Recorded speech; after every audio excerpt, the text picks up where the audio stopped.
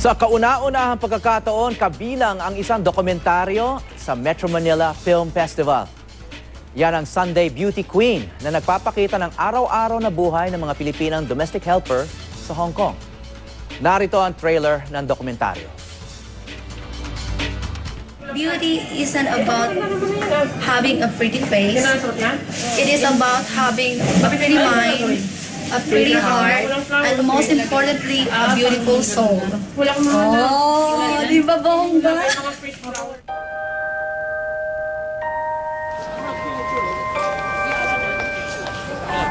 Bali, pagdating ko dito, hindi ako nag-expect na halaga nito pala sa abroad.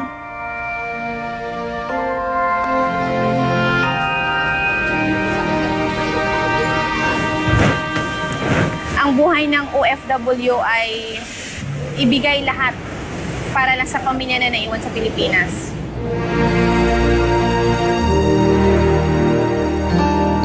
Alam niyo ako, pag tinatanong nila ako, ano trabaho mo sa Hong Kong? Sabi ko, manager. Manager ka ng ano? Eh, manager ako ng amo ko. Wow!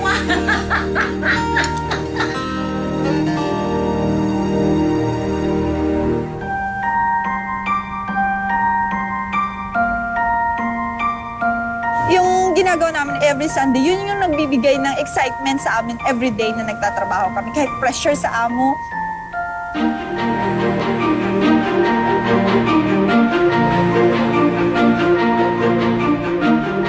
If the Philippine government stop all the helper going out of the country, the whole world will be in big trouble without helper. And that's a big problem.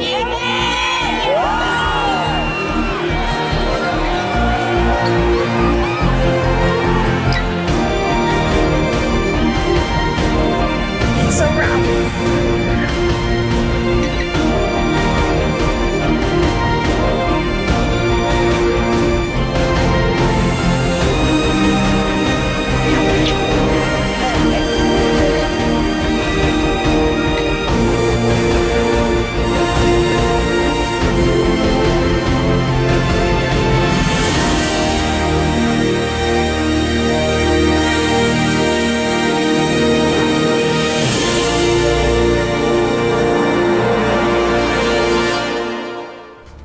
At ngayong umaga, makakapanayam natin ang direktor nitong si Ms. Baby Ruth Villarama at ang isa sa mga OFW na tampok sa dokumentaryo at isa sa mga pageant contestants, no? Si Ms. Mylene Jacobo. Magandang umaga sa inyong dalawa. Magandang umaga. Thanks for having us. Congratulations, no?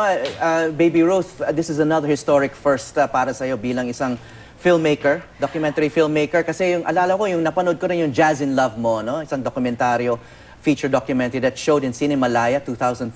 It was also the first time na nagkaroon ng opening film sa film festival na yon, na dokumentaryo. So, ito ba ay malaking sorpresa para sa iyo o talagang nilabi niyo ba to na lumabas sa Metro Manila Film Festival? Well, parang mahirap yatang mag-lobby dahil bago na yung selection committee ngayon. Sinubukan lang nating mag-submit kasi nung nagbago yung selection committee, yung criteria for submission, sabi ng aking producer, si Chuck Gutierrez, itry lang natin kasi mukhang change has come ngayong taon for MMFF. So, nagbaka sakali lang. And then nung napili, parang bumuhos lahat ng emotions na happiness, excitement, pressure. Pero hindi nyo, kasi this is, dati wala naman nasasali ng mga documentary, ano? So, was this a complete surprise? At bakit sila nag-decide na isama itong pelikula mo?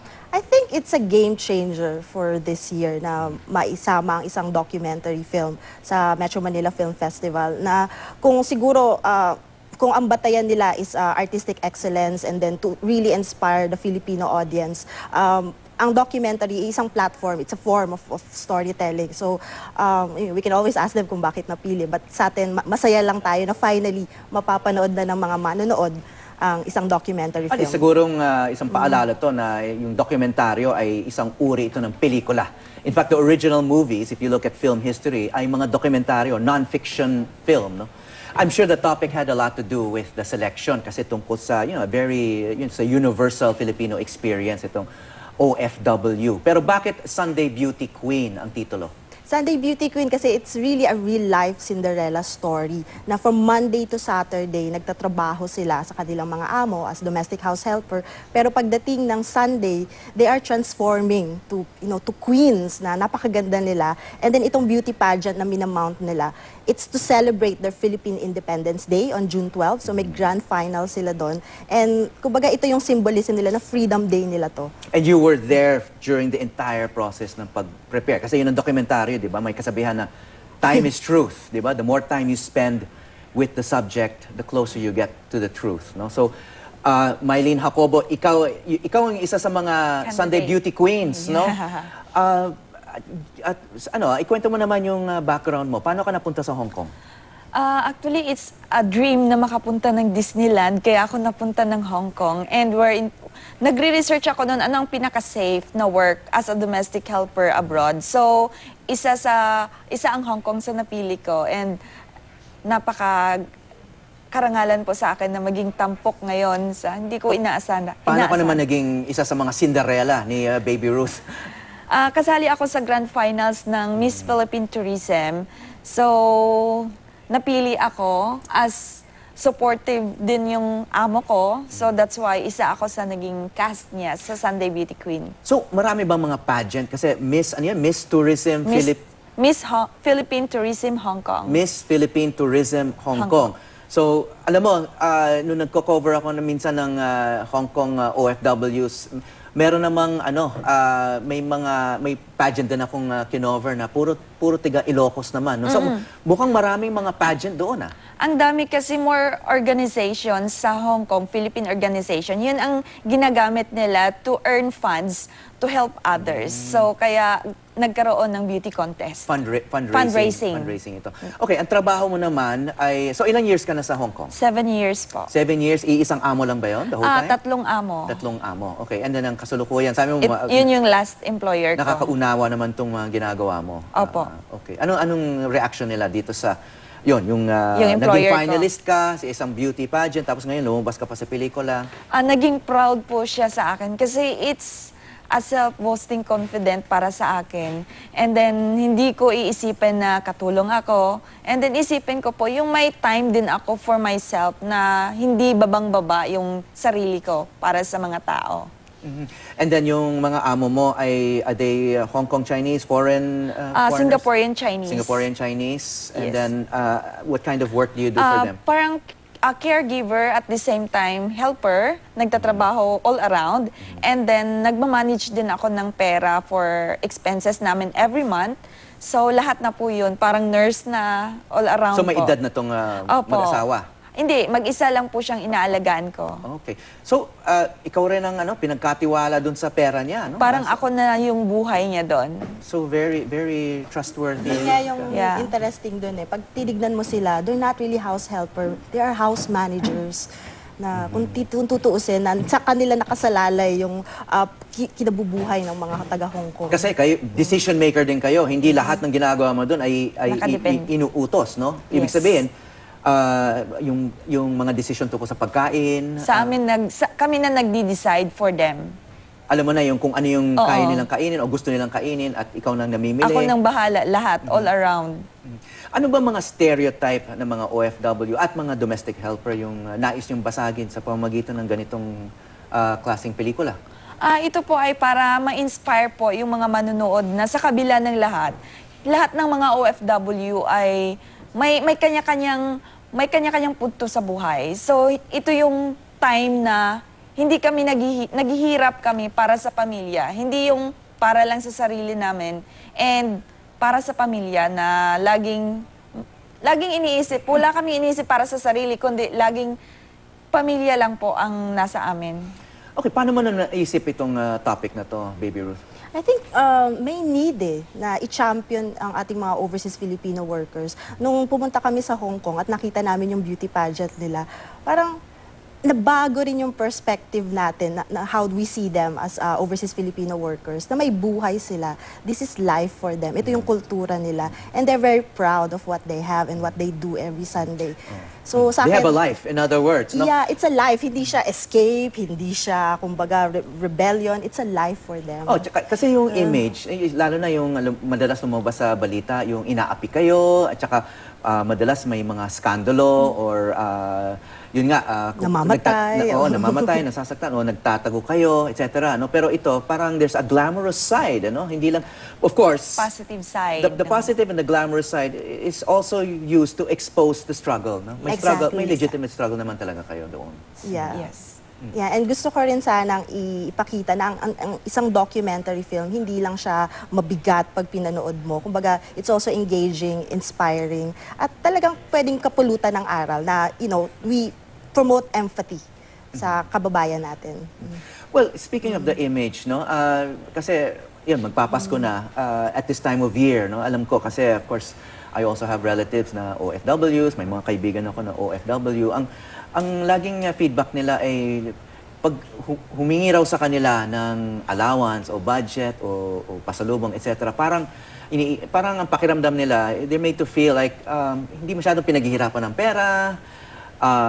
Parang kinukuha lang sa puno ang pera. I mean, yun din ba yung nagiging experience mo? I mean, marami kang sinusuportahan din dito siguro, Yes, no? opo. So, sa movie na to, parang ito yung magre-reflect ng positive way namin as domestic helper. Kasi sa kabila ng hirap namin, kaya namin ipakita na masaya pa rin kami pero tinatago namin yung hirap namin.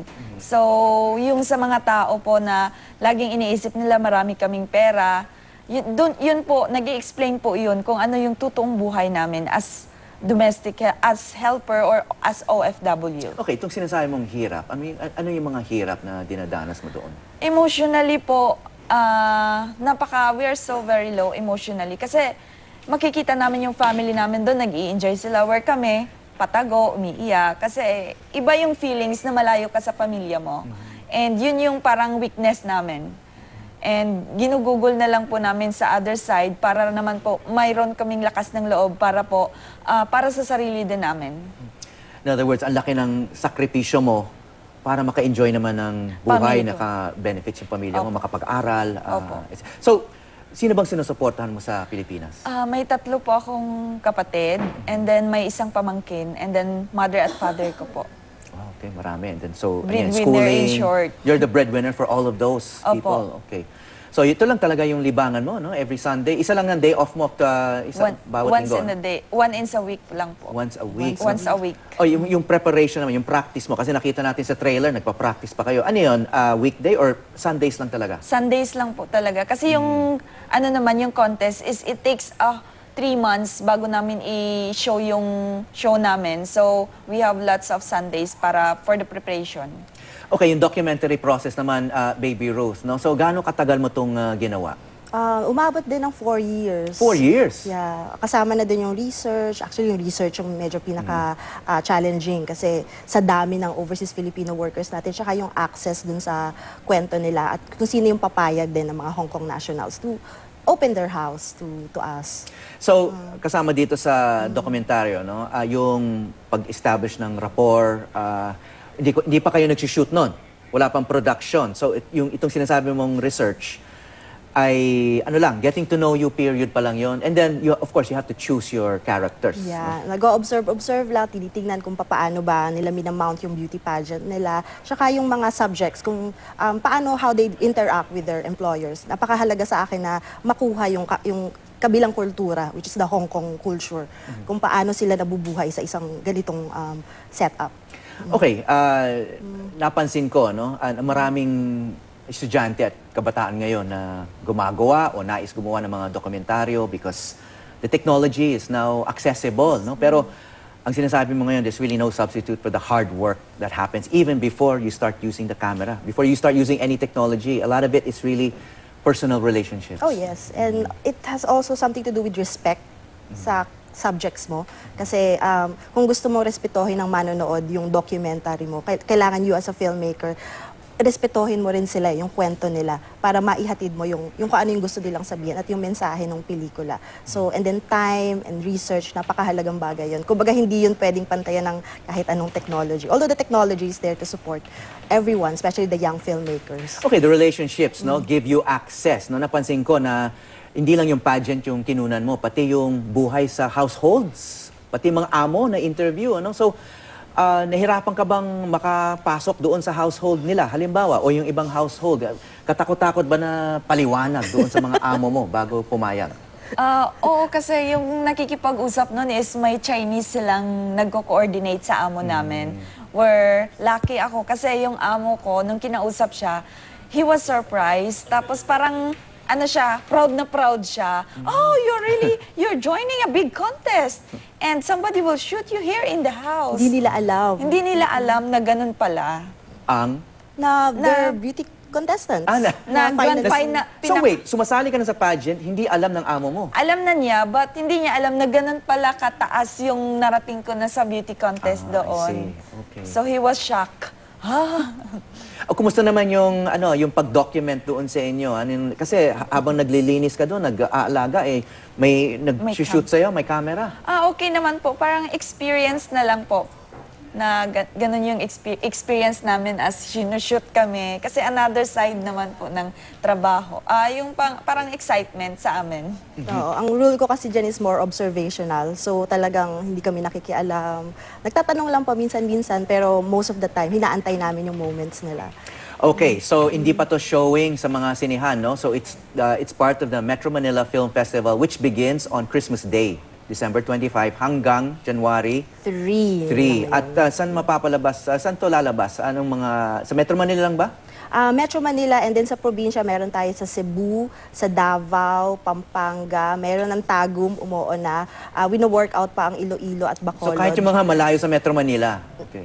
Importante rin kasi sa amin na maipalabas siya sa probinsya kasi nandoon karamihan ng mga pamilya ng ating overseas Filipino workers. Sila yung dapat talagang makapanood nito. Kaya nakikiusap kami sa mga sinehan na bigyan po natin ng pagkakataon, mapanood po nila. Kasi gusto talaga nilang mapanood. Ang daming tumatawag sa amin, tsaka nagfi-Facebook message na, bakit wala sa ganitong sinehan?